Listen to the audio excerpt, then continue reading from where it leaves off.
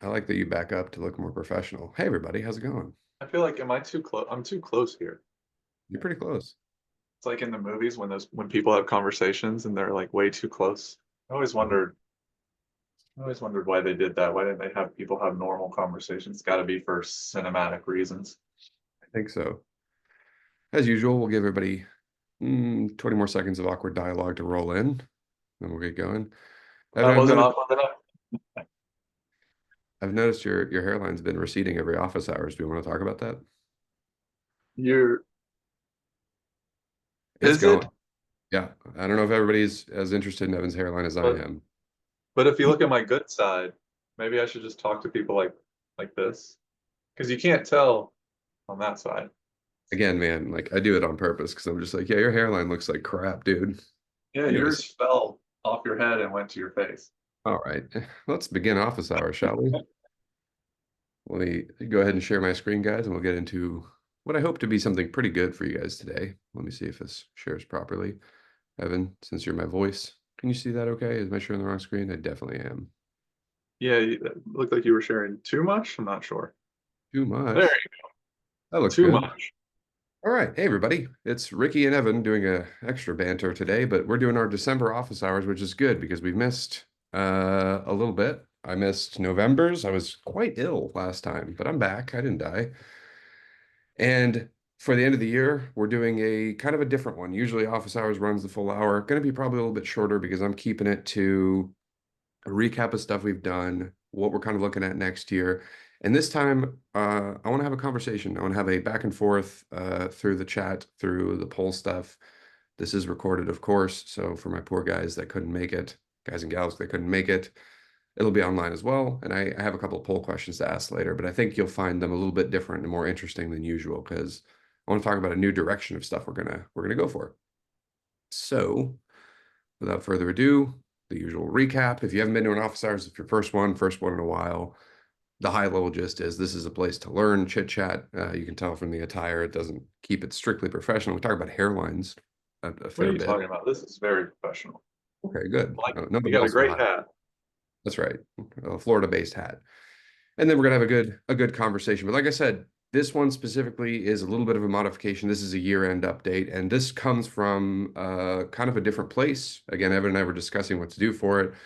Usually we talk about topics, but obviously we got a lot of people saying like, "Hey, December, what can we look forward to next year and stuff?" And I was thinking about it. I wanted to start with all the stuff we did before because hopefully that kind of will give you an idea of what we're trying to do and why we're trying to do it. So let's talk through some of the stuff that we are working on. And let me get my preview with my notes so I don't forget, because I will. All right, so let's go from the top. I think this is pretty chronological. There's major things that I've missed, probably, but this is the high level stuff that I thought would make the biggest difference. So in 2024, CloudRadial did a pretty big change from a single product, right? Just our portal that at that time was just called CloudRadial to a multi-product company. And that started in January. We acquired a company for chat because we had a lot of requests for chat. That got branded and released. And that is now CloudRadial Chat, which is a big deal for us because we knew that there's a lot of service related usage in CloudRadial and we wanted a little bit more oomph back there. So I'm glad to say that that is something that we're still very happy with.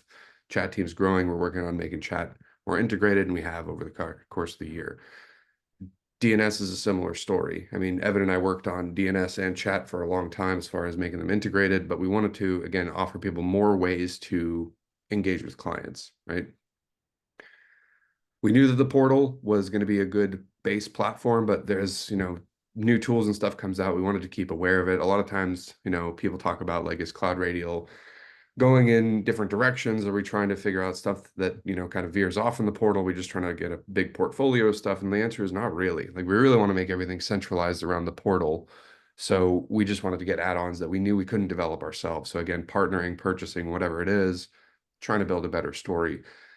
That leads us to the third one, creation of the CSA category. Once again, we used to just be called CloudRadial, and that was just the portal. We needed a name for the portal, and we wanted to do something besides portal, not because we were trying to be difficult, like some PSAs do with their naming conventions, but we wanted to do something that we could grow into, because if the thing becomes more dynamic, you want it to be a little bit more interesting, and we also want to grow into it. The CSA, or client services automation, is something we thought would be a good name for the base platform, and also it rhymes with PSA, which Evan's a big fan of rhyming, I think. Oh yeah, that was all me. That was you.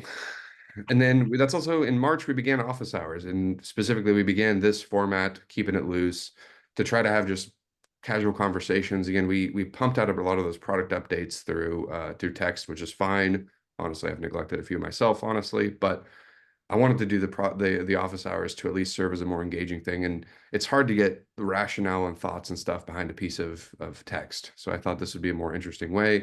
I'm going to do both ultimately, but still, I'm really glad and happy that a lot of you guys are regulars, right? You show up here, you have, you chit chat, we talk about it. I always find that to be much more interesting. Further down, we realized too, this is where it starts getting a little bit more interesting, and hopefully starts telling the story of this upcoming year. Portal 365 was released, and Portal 365, for those that don't know, is the same exact thing as the regular CloudRadial portal, the CSA portal. It's a simplified version for a lower price point. The reason is, when we looked at the MSP market as a whole, as a company, we said, hey, like, we obviously want to make money. Shocker, we're a business. But really, like, we do want to make MSPs better at working with and connecting with their clients. And we also thought, there's a ton of MSPs out there. We know because we read the market research from a lot of our big players in our space. And a lot of those MSPs just simply can't afford to go down like some enterprise class software, enterprise class costs. And we really do want to change the way that MSPs work with their clients. So it made sense that those that need advanced features, those that need consolidation with a bunch of their tools in their stack, um, can have it, and they can have automations and assessments and planners and QBRs and service, and all that bundle needs to happen. But if you're just starting out, and if you just need a foothold and you just want to upgrade and you just want to start building that strategy, that's what Portal 365 was for. So we decided to ostensibly make Portal and Portal Lite, right? So that started to get us thinking, going like, hey, there's a lot of MSPs out there, and we as a company can't keep hammering and going out there with one message about one thing, right? There's kind of a different level of stuff. So hopefully that's going to put you in the mindset of where we're going. So even after that, we had a lot of backlogs. We've had around, this is Evan's purview, but I want to say is it 2,000 feature requests thus far and counting? At We've done least, plenty of, yeah. I was like, I know you could at pull up the, least 2000. I'm not sure, but yeah, it's actually impressively a lot. And and the project pieces, of course, were the highly most voted for things. So it's definitely something that we're glad that we were able to address. yeah. Um, but yeah, in regards to doing the release for the project support, it was our, one of the big plans in general is to start giving you access to more data you already have. So this was an example of us listening to the specific things you were looking for in project support, but gearing up for some bigger ideas towards the future too. Yeah. Yeah, and that was the big thing. I mean, again, the theme is doing the feature request, but also not feeling like we're ignoring, 1,999 of the other ones has been a challenge for us, obviously. So it's something that we're cognizant about, and we're trying to get better, and I think we have. And again, I'm pretty happy to have this webinar and talk about this upcoming year, because we've gotten a lot smarter about grouping stuff together. I'm not gonna lie, AI has helped us tremendously. The AI summarization and assistance that we've had in bundling features together and releasing better products or better bundles has been critical, because a lot of times, in those 2,000 feature requests, we'll have a lot of like, maybe like, this would be cool if it changed one thing, or this is very important, but it's kind of a buried deep change, and it's hard to surface that up and release that in a way that means something to you guys. So it's always a mix of it's obviously fantastic that we have people that are active in our community that want to make the product better. They want to make their lives easier. They make our lives easier, but simplifying that. So keeping that thought, that PSA projects was something we wanted to nail down. Same thing with like automations, right? Automations was one of those features that we released, and we probably could have done better, because it's something that we released with not too many examples. Like the power of automations and like, RPA platforms like your Roost and Pia is awesome, and it's clear. Nobody's really going to argue that, but you need to have a lot of support, a lot of understanding, a lot of backup for it. So we released automations not even this year, or we really kind of expanded it. So again, tokens and activities and enhanced webhooks. We've released automations, but we really want to make sure that that is kind of a base trigger system throughout CloudRadial, especially as we go on to try to uh, make workflows happen between different modules. So again, from your quotes to your tickets to your training to whatever, trying to get those things baked in is a critical part. So we put in some back-end work. We added some GitHub examples. So, if you've never used them, you can go into GitHub and find out how to add a user into a 365 group by basically copy pasting, right? So that was a couple of examples to try to help people walk through how to use CloudRadial instead of just saying you can do stuff, right? In that same vein, the planner, we've had a lot of people asking about expansions to the planner. And again, we held off for a long time because we didn't really know how that was going to fit into a bigger picture. But now we do. Now we have a really good idea of where to thread everything through better to make the CloudRadial a better platform, more comprehensive platform. So we did the expansion of the timeline, right? That used to be from 1 year to now it's multi-year. And then project and quote display, depending on the PSA, right? We're integrating that in. So we wanted to tell the story that the planner as a base of operations and visibility got bigger. And then lastly, the next product that we're still working on right now came out, right? Is CloudRadial Storefront. CloudRadial Storefront is another one of those collaborative products. We don't own the company. We partnered with a company called Adaptive Catalog, and we wanted to add again that Amazon-like experience, that simple purchasing and hardware procurement piece, so that way people could even sell more passively. So we kind of wanted to go down this path of like, we know service is really important. We know we want to have clients getting into the portal. So we want to increase usage. We want to increase CloudRadial's use to you guys and your clients and make it more compelling of a story. I wasn't really going to talk about this, but I think it's important too, just for high level sake, which is the back end. And the back end is, again, usually not something you want to talk about during an office thing because it's kind of boring. But I think it's important too, because a lot of times, this is office hours. We're talking about, the good, the bad, the ugly. It's pretty hard to see all the changes that happen in CloudRadial, and we're not always the fastest looking company, and I get that. And a lot of the times, the specific projects of what we go back into is we have our team working on the new stuff. Obviously, some bugs and things happen, takes them away. But then even the back end, this is just a couple of the major ones. Again, by no means comprehensive, but refactoring has been a big thing, right? Part of our problem and our, maybe not even problem, part of our responsibility is to keep up with the PSAs because we're so heavily PSA dependent that depending on what you're hooked up to, it can really affect the experience of your portal. We got to make sure that we keep up with it. So Kaseya took a fair bit because for BMS, we had to change from our 1.0 to the 2.0 API, which came with a lot more features, but it's also quite a bit to do a little switchboard action and swap everything out. ConnectWise got a bunch of new formatting in the back end to make their code cleaner. Added a little bit of stuff like better ticket formatting too, for better user experience. And Autotask as well has been something that we had to review quite a bit for sync processes because Autotask customers are getting more complex, bigger companies, slower sync speeds. So we have to compensate for that with a bunch of clever stuff. So those are a couple examples through a couple of the more popular PSAs of how things have been progressing. Other things we worked on is agent check-in speeds. One of our developers is basically our agent guru. He goes through and he basically wrestles with it and tries to make it optimized and is in the process of changing even more things to it. Again, Angular.net stuff is a lot of back-end, kind of maintenance. The big thing to take away from this out of all the stuff is that we're also going through and bolstering stuff with security, which again, until you're done with it, doesn't look very sexy. But between pen tests and we're getting ready for our SOC audit, we're going towards our SOC 2 compliance, which has been a thing that people have asked for a long time. So happy to say that we're working on that stuff, and that stuff has been, again, largely from a partner requests standpoint, and also because we want to make sure that we stay obviously on top of our security and everything. And so far, so good.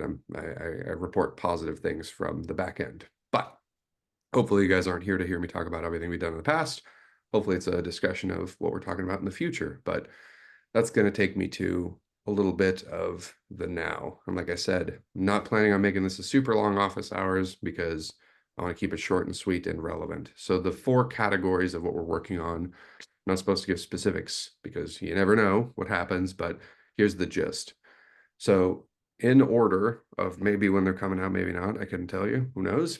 More connected. What's more connectedness and flexibility. I'm going to be straight up with you guys because we already talked about this. This is API stuff, right? So we talked about API back in, I think the last one was October.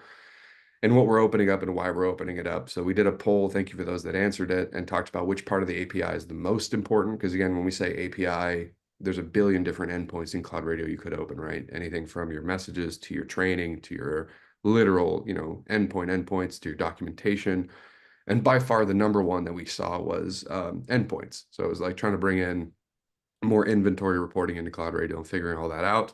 So that's part of the connectedness that we want to do. So we want to be able to really stick to what we're saying and not be, 80% of it. And when we say that we want to be the client company, the client forward, client reporting, client, we know we can't do it all. So we know we have to stick to making sure everybody else can put their data in, everybody else being vendors and maybe yourselves too. So that connectedness is critical through our API. We can't possibly keep up forever with a bunch of new vendors. So the API is both for your data, for other vendors, and flexibility within the platform means that we want to be both more rigid in how we ask you guys to use CloudRadial. So it gives you more of a frame and guidelines so you know kind of what a proper CSA portal looks like.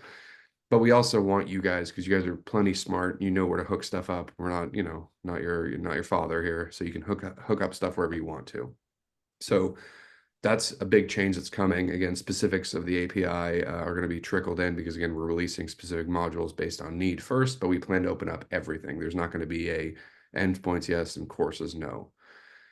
The next part, so digital first for clients, data first for partners is the big takeaway of what we're going to change. We want to be able to look at you straight in the face and say that that's what we've done. That's been true. We've been digital first for clients, but what that really means is we want to make the client experience better and easier. So does that mean UI changes? Maybe. Who knows? I'm not allowed to say, but still, data first. Evan's trying. There he goes. Good neck rotation, buddy. Data first for partners means that we're going to work with you guys to see things a little differently. We know that it's hard to distinguish, kind of a bigger client overview. We've talked about this in past office hours, what that might look like, but the gist is we want to give you guys a better way to navigate your clients, understand your clients as a whole from a top end without having to go client by client.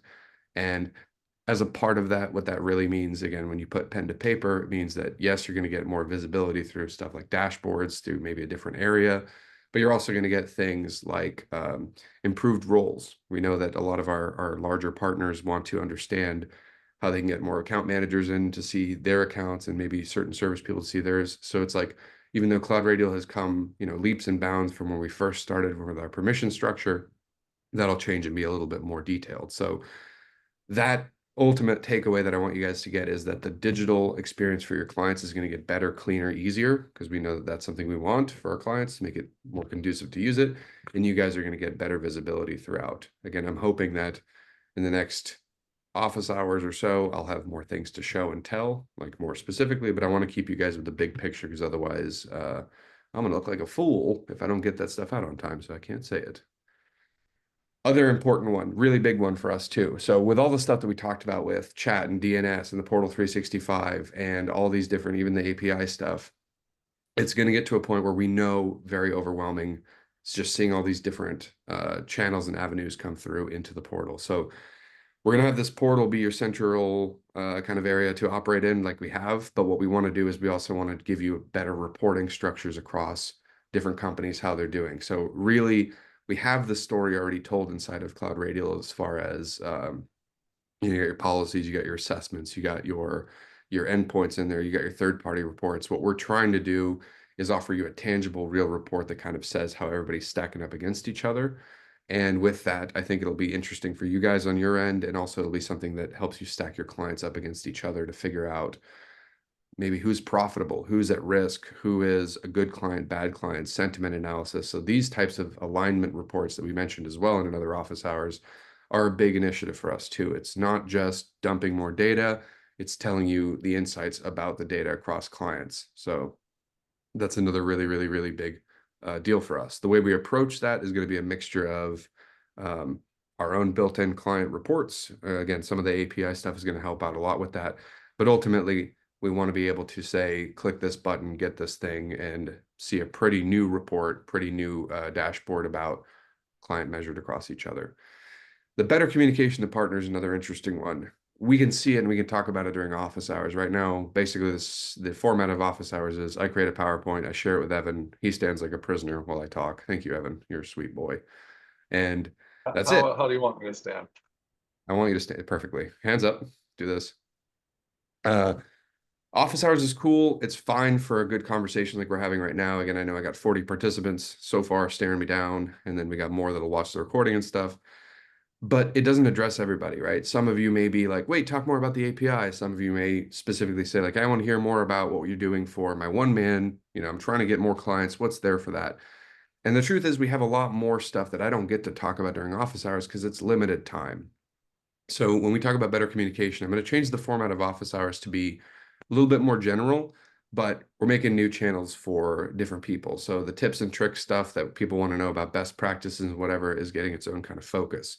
There's going to be more thought leadership. The other thing that I've talked about throughout the year, kind of in mention in passing, is that we really want to position ourselves at CloudRadial to be the client company, right? We want to be client insights, client best practices, client whatever. And we have, I'm lucky enough to talk to a bunch of you guys that give me your best practices, from account managers there to insights that we have to, just having conversations with y'all. Internally, Evan and I and the rest of the company have oodles and oodles and oodles of insights, not just about how you guys use our product, which we do, but how your clients use it, which means I can tell you with confidence and numbers to back up, how do people engage? When are people likely to drop off when they go to a form? What's too long of a form? That's the basic stuff. The more interesting stuff that we can start to answer is, when is it time to fire a client? When is it time to look at a client's profitability?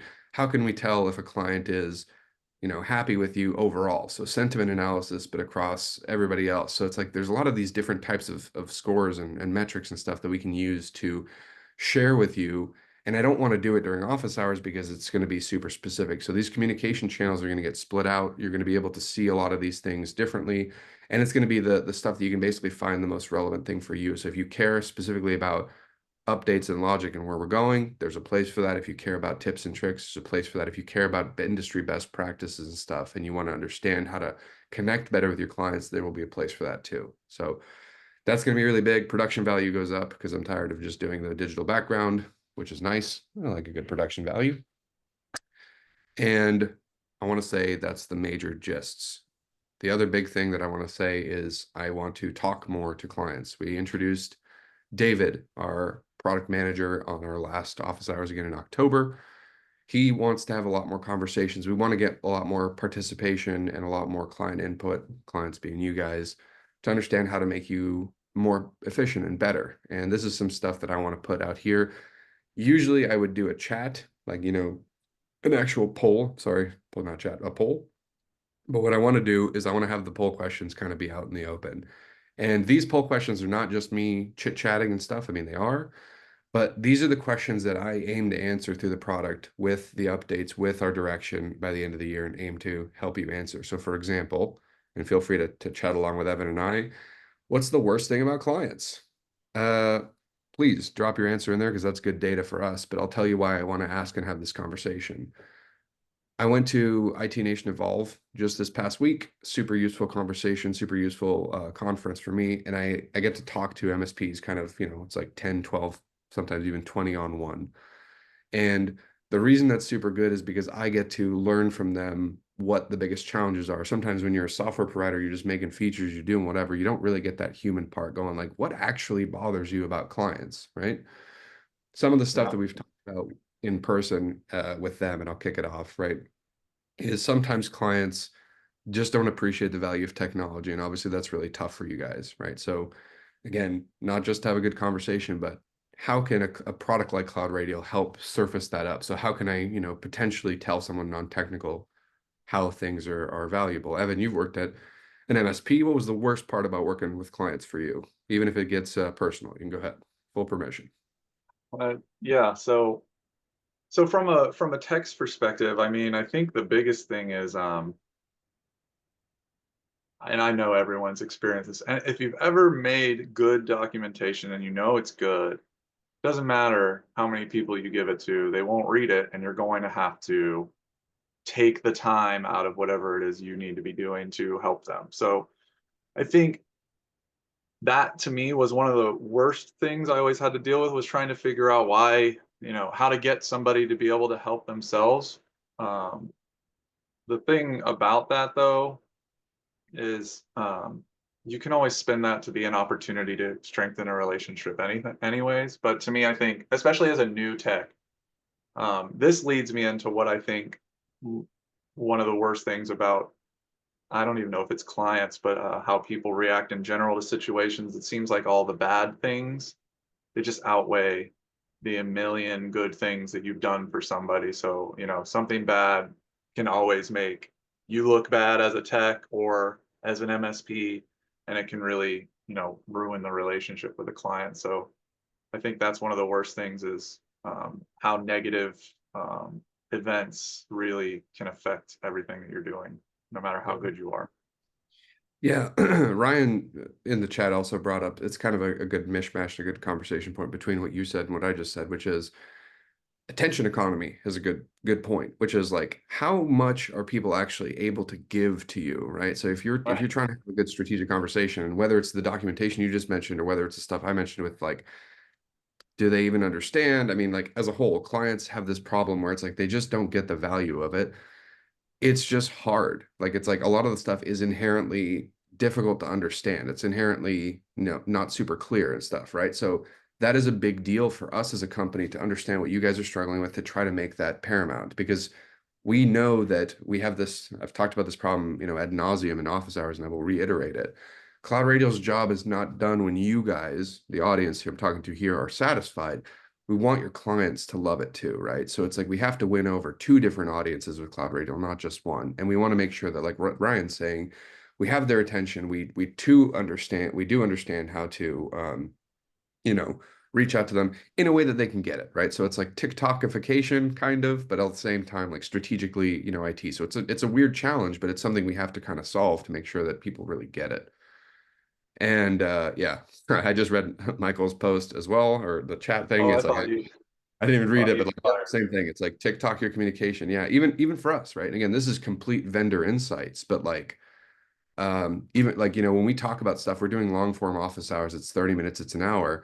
Like we're getting to see that like partners want to see like basically shorts, like updates want to be something like TikTok. It's like I want to be able to give a product update in 60 seconds and stuff, because you're busy, you're doing stuff. Not everyone has time to drop an hour long thing going like, I want to check out, Huntresses or CloudRadials or whomever's webinar update, because it's a lot. So it's like that is the same exact problem. It's funny, we suffer from the same thing you guys do as far as how to engage our own customers. So again, aware of that problem. Hopefully that some of the stuff that we're doing in the updates for especially like the UI stuff, don't hopefully Jeff's not watching, but should address that, right? To try to make the stuff just front center, easy to access, easy to grasp, not even a need for guidance or whatever, because it's so intuitively understandable.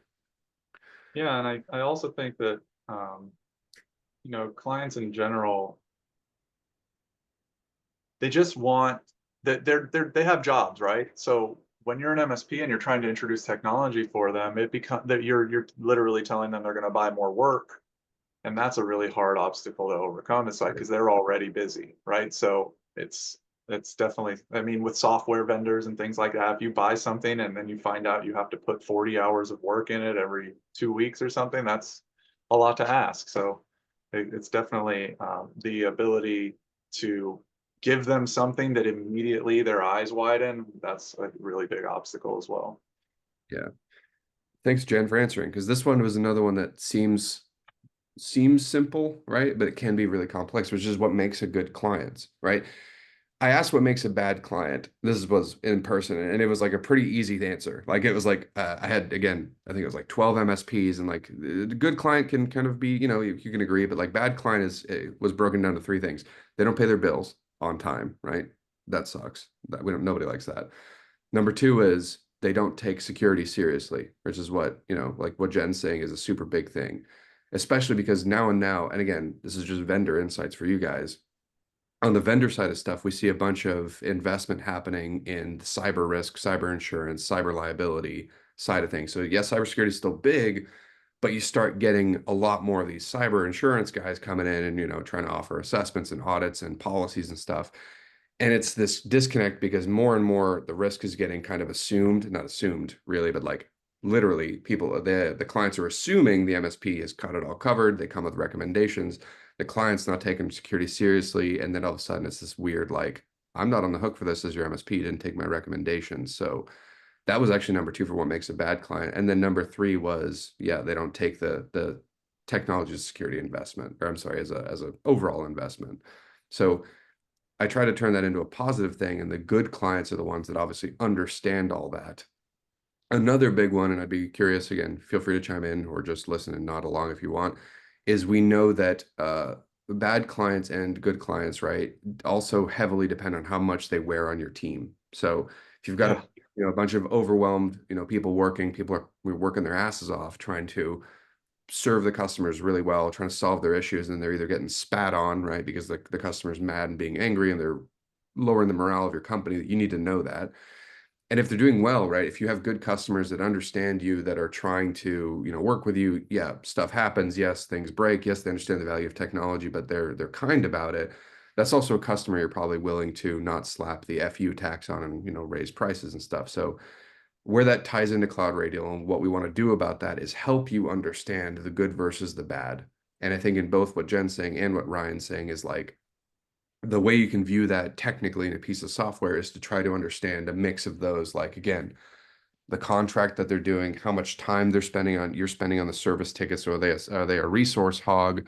Do they pay for those resources? And again, even something like sentiment analysis as a whole, going like, is this client overall unhappy with the service they get? And are you doing your best?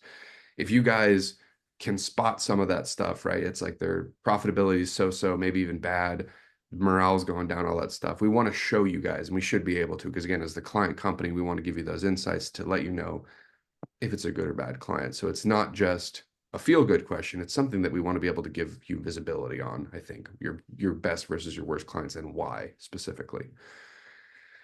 So let's go. I have a couple of these. They're not super long, and again, we're almost done I was here, gonna but say this I is got nothing to say. You said what I was gonna say, so it's exactly uh, what you know. this one's a little bit more ethereal, but like, what do you wish clients knew about you? We get wrapped up in a lot of stuff, right? We get wrapped up in touch points. We've talked about this internally a whole bunch, which is like, Evan and I and Jeff, but Evan and I were like the proto writers of something called Land Onboard Manage Grow, which we've brought up a long time. And we had this exercise years ago. It's almost Evan's 5-year anniversary. Almost Right. congratulations, Evan. Yeah, in Um, July. in July, but 4.5 for now. And it was one of those things that we said, what is Cloud Radio good for, and where do we help MSPs, right? And again, as we grow this company, as we grow the feature set, as we help our partners grow, what are the touch points that we get? Roughly, again, I'm not going to cover all the stuff. Roughly, we talk about landing phase, which is like the, prospecting, all that stuff. That's more for sales and maybe some account management. And I'll bundle onboarding in there too. Manage is more like what service delivery comes down to. So again, smoothing out stuff like forms and like giving them a home for documentation and training, the day-to-day stuff, right? That's where a portal really can shine. This one's not even in the LOMG acronyms, but R for reporting. When you have all these third-party reports and like what Ryan's saying, you want to offer them stuff, but like you got a tension economy to deal with. How do you manage to get a large volume of stuff into reports without necessarily having QBRs and consulting and all that stuff? You want to just talk to them. And then the last touch point is the consulting QBRs.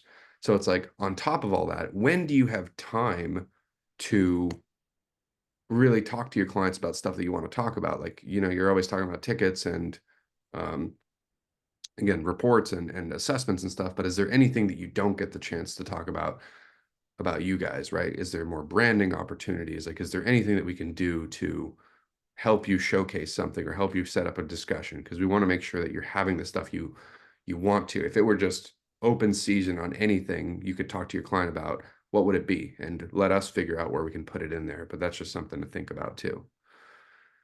That one's a little bit more tricky because again, there's not a Yeah, it's like conventional a answer. philosophical question. Yeah, I I like mean, to fish. We should let our clients know that, we like to fish. you But I know, think I, that's part of it is like the human side of things kind of gets lost in ticketing.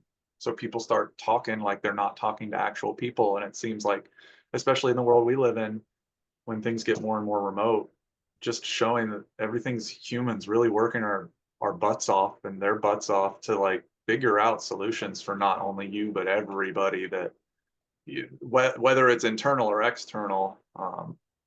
I feel like that's one of the big things, at least from my experience, not so much in the MSP industry, but for us sometimes. But I can, because when I left the MSP industry, it was the beginning of remote. Like it was really the beginning of remote stuff. So I got to taste it a little bit, but it seems like, yeah, there's probably a lot of clients that are that you never really get to see, that talk a lot, that probably forget that there's humans that have kids at home. That's why they didn't respond to you so quickly, or anything like that. So I think that's a big one, just to go Absolutely. philosophical on it. Well, that's the thing that I talked about in person. Again, I'm extending this question obviously to our own partner base, but like when I asked that question to the select, 12 MSPs that I talked to, it was similar to that. It's like we wish that they knew how hard we tried. And like, and again, these are owners.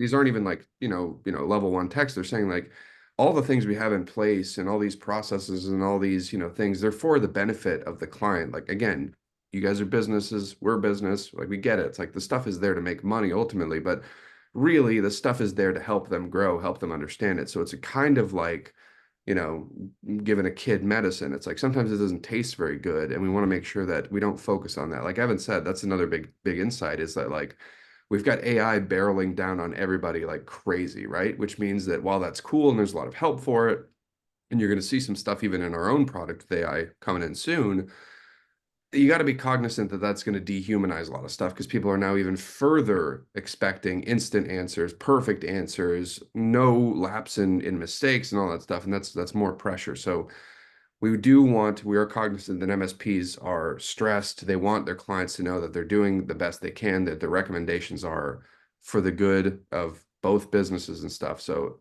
typically this question comes down to that. But if you want to think about this and really again philosophically say it, let me know because it's one of those things where we want people to really help or I'm sorry, we want clients to really understand their MSPs is more than just ticket bots or BCIO consultants. Um, this one's another one for a quick win for you guys. And this is really like if you want to liken it to how CloudRadial can help, specifically, it's a feature thing, but really it's in general. How do you make a client happy quickly, right? And last time I asked this, they're just like, I don't know, give them a price break on something. It's like, yeah, but true. You could always cut your prices to some degree, but like, is there anything that helps clients kind of, I don't know, instantly get happier? And if so, it's like, how can we do that to help you guys as well?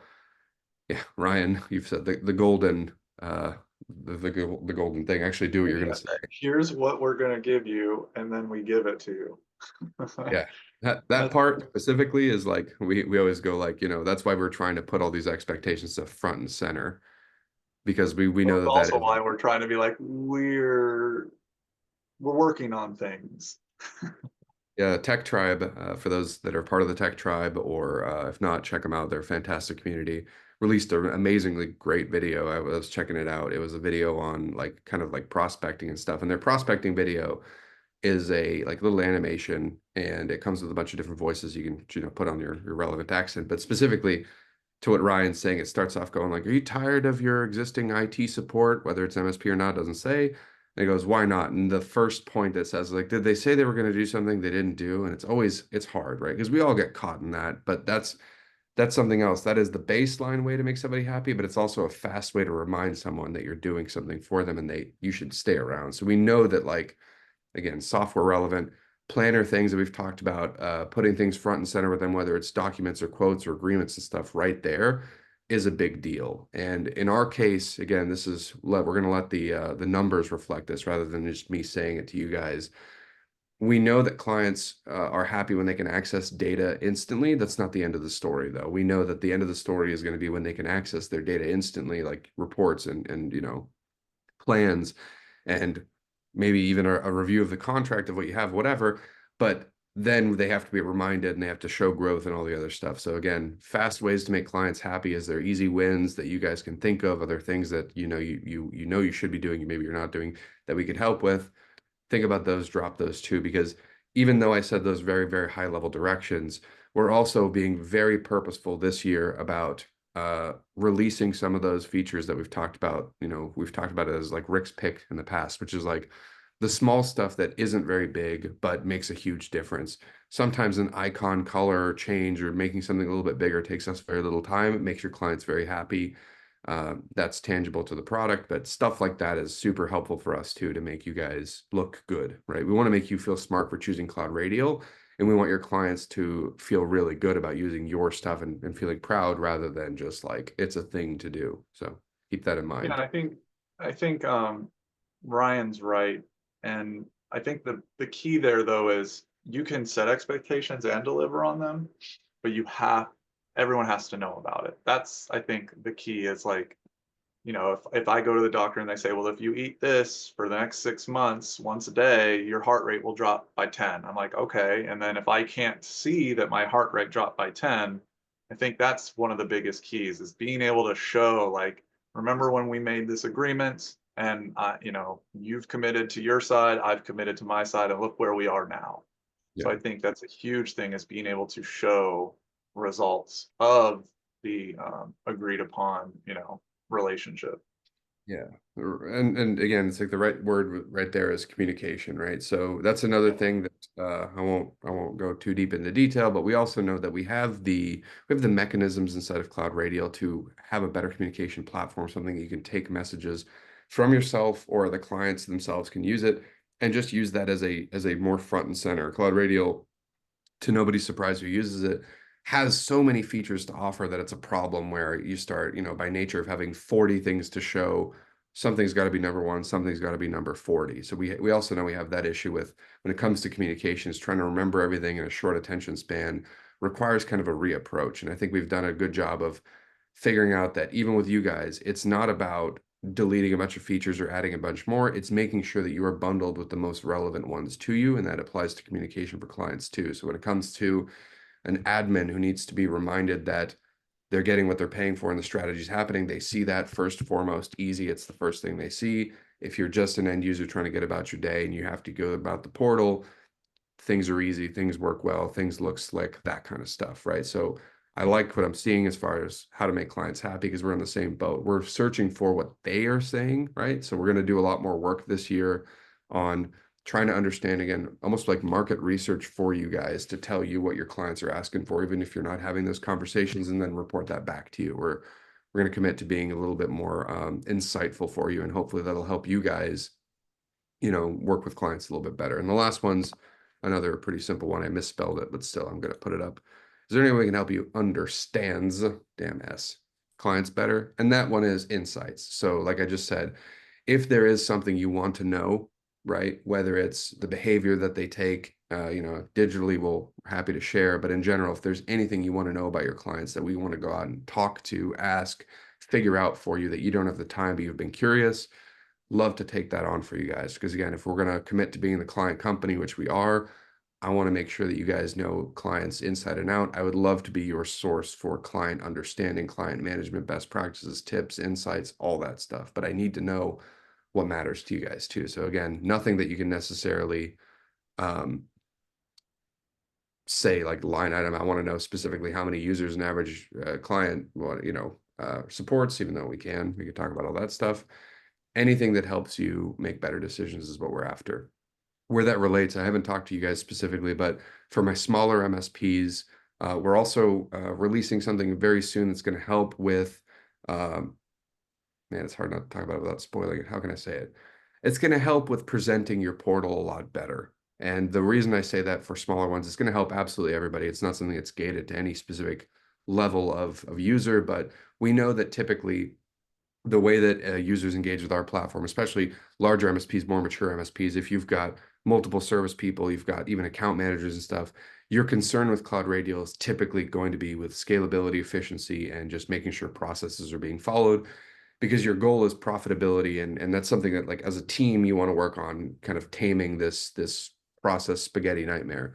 When you're a smaller MSP and you're just starting out, something like CloudRadial's value isn't necessarily in the whole scalability and everything. You're going to grow into it, but really it's looking good, getting a new client, building that confidence. So for those people that are just looking to, they can manage stuff even if it's manual, look to look good as fast as possible and try to understand feedback for your clients, or kind of doing a little bit of a mix up of a certain product. Again, it's very vague what I'm saying, but hopefully that's going to help you get insights on prospects and stuff too, right? With everything you already have right now, it's not going to be a brand new thing. It's just going to be a damn, it's really hard to talk about this stuff. I should talk to a real product guy. Weird. Just say it out loud. No, I can't. They're going to be mad at me. The powers above.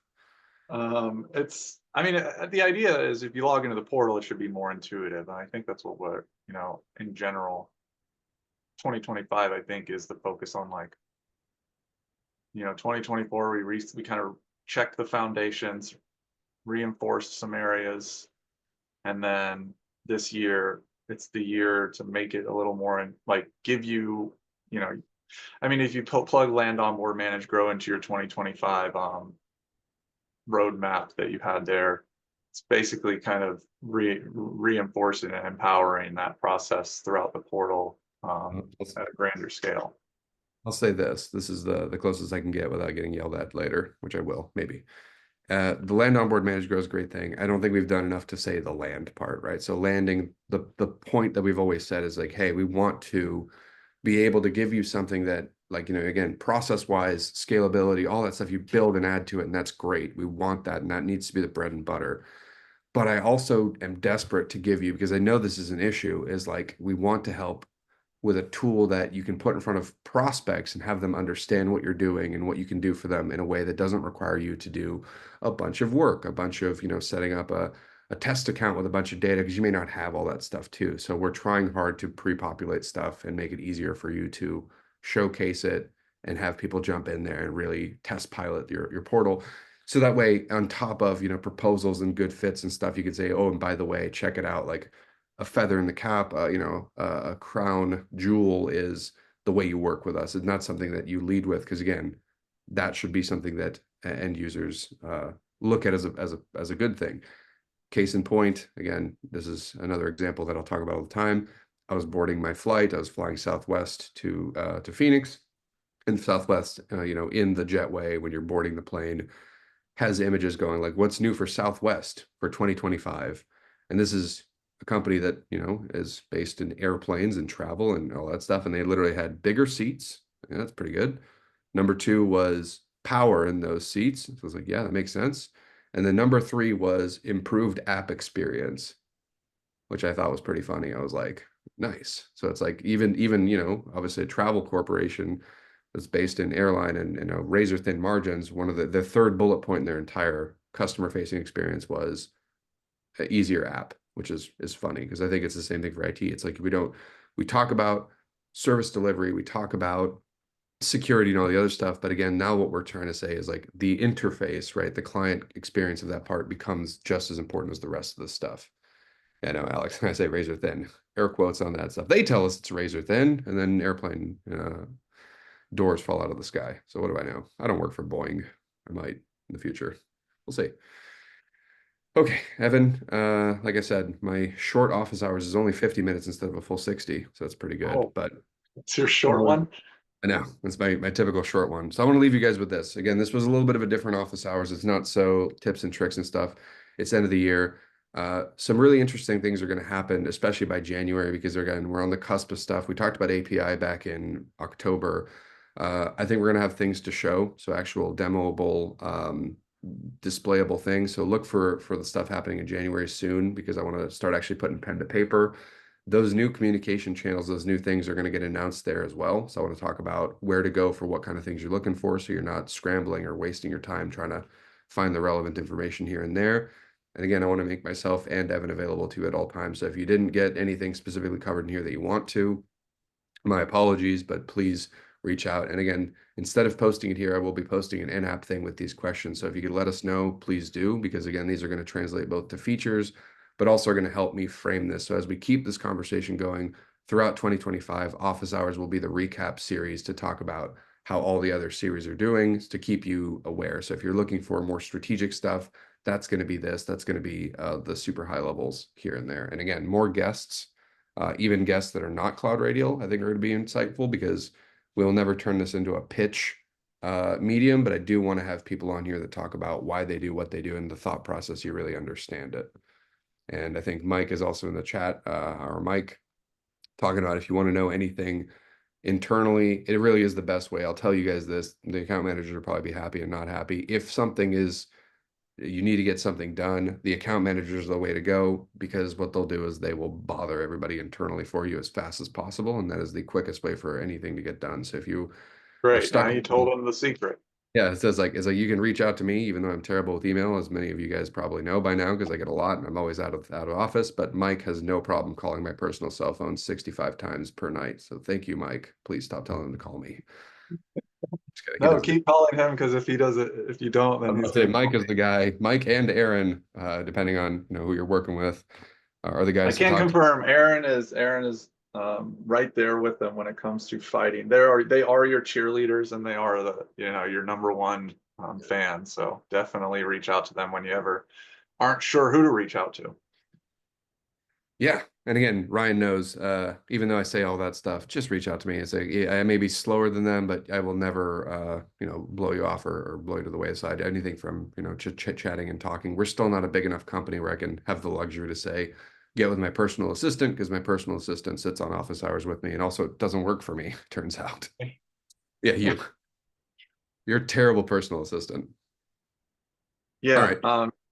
yeah, I am because that's not my job. So All right, guys. Thank you. Really appreciate you joining. Like I said, look for the poll online to answer some questions if you want to think about it. For those that are with us in the US, I hope you have a good rest of your day. If you're watching this later, also have a rest of your day. But you're not in the US, so I don't know what to say to you. So I don't know. everybody just enjoy, the Everybody just end of enjoy. Have a good holidays, Kwanzaa, Christmas, Hanukkah, whatever you support.